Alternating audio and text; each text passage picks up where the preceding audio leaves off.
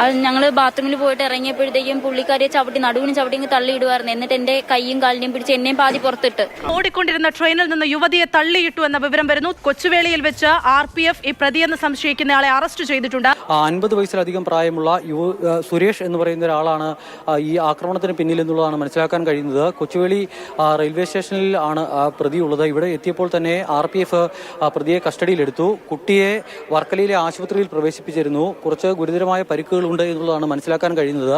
അത് ഞങ്ങൾ ബാത്റൂമിൽ പോയിട്ട് ഇറങ്ങിയപ്പോഴത്തേക്കും പുള്ളിക്കാരിയെ നടുവിന് ചവിട്ടി തള്ളിയിടുമായിരുന്നു. എന്നിട്ട് എന്റെ കൈയും കാലിനെയും പിടിച്ച് എന്നെയും പാതി പുറത്തിട്ട്. മറ്റു പ്രകോപനമൊന്നും ഉണ്ടായി ഇല്ല, ഒന്നുമില്ല.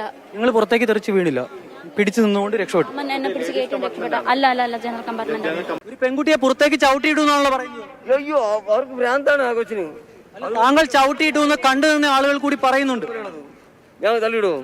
ആ പെൺകുട്ടി നമ്മളോട് സംസാരിച്ച പെൺകുട്ടി പേടിച്ച് ഭയന്ന് വിറച്ചിരിക്കുന്ന അവസ്ഥയുണ്ട്. കാരണം തലനാരിഴയ്ക്കാണ് ആ പെൺകുട്ടി അപകടത്തിൽ പെടാതെ രക്ഷപ്പെട്ടത്. അവർ പറഞ്ഞു വെക്കുന്നുണ്ട് എത്രത്തോളം വലിയ അപകടത്തിൽ നിന്നാണ് രക്ഷപ്പെട്ടതെന്ന്. ആ കമ്പിയിൽ പിടിച്ചതുകൊണ്ട് മാത്രം രക്ഷപ്പെട്ടു എന്നുള്ളതാണ് പറയുന്നത്.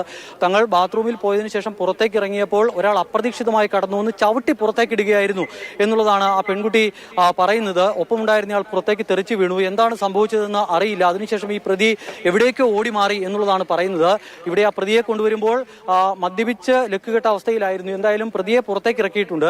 ഇറക്കി കൊണ്ടുവരുന്ന സമയത്ത് നമ്മൾ എന്തുകൊണ്ടാണ് താങ്കൾ ഇങ്ങനെ ചെയ്തത്, താങ്കൾ എന്തുകൊണ്ടാണ് കസ്റ്റഡിയിലെടുത്തത്, താങ്കൾ എന്താണ് ചെയ്തതെന്ന് ചോദിക്കുമ്പോൾ ആ പെൺകുട്ടിക്ക് എന്തോ പ്രശ്നമുണ്ട് എന്നുള്ള തരത്തിലാണ് അങ്ങേയറ്റം ധാർഷ്ട്യത്തോടെ അദ്ദേഹം പ്രതികരിക്കുന്നത്. മുഖമടക്കം മൂടിയാണ് ആ പോലീസ് പ്രതിയെ പുറത്തേക്ക് കൊണ്ടുവരുന്നത്. നേരത്തെ റെയിൽവേ പോലീസിനോടക്കം സംസാരിച്ചിരുന്നു. അവർ പറയുന്നത് ഇദ്ദേഹം മദ്യപിച്ചിട്ടുണ്ട് എന്നുള്ള കാര്യമാണ്. മറ്റെന്ത് പ്രകോപനമാണ് ഉണ്ടായതെന്ന കാര്യത്തിൽ ആർക്കും ഒരു വ്യക്തതയുമില്ല. 2 പെൺകുട്ടികൾ തിരുവനന്തപുരത്തേക്ക് വരികയായിരുന്നു ആലുവയിൽ നിന്നും. അവിടെ നിന്നും വരുന്ന വഴിക്കാണ് ഇങ്ങനെ ഒരു ആക്രമണം ഉണ്ടാകുന്നത്.